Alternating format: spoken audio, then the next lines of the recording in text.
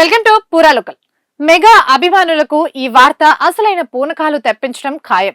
వాల్తేరు వీరయ్య వంటి industry hit తర్వాత megastar Chiranjeevi mass director Bobby Kolli combination లో ఒక భారీ చిత్రం రూపుదిద్దుకోబోతుంది.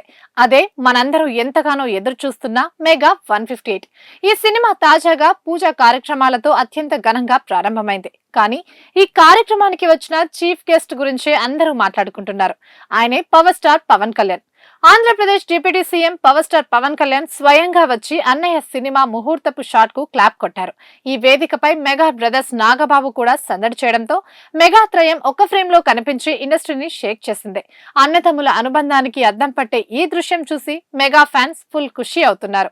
ఈ అద్భుతమైన క్షణంపై మెగాస్టార్ చిరంజీవి సోషల్ మీడియా వేదికగా స్పందిస్తూ ఎంతో ఎమోషనల్ కూడా అయ్యారు. 30 ఏళ్ల నాటి ఒక మధుర జ్ఞాపకాన్ని గుర్తు చేసుకుంటూ ఆయన తన ఆనందాన్ని పంచుకున్నారు.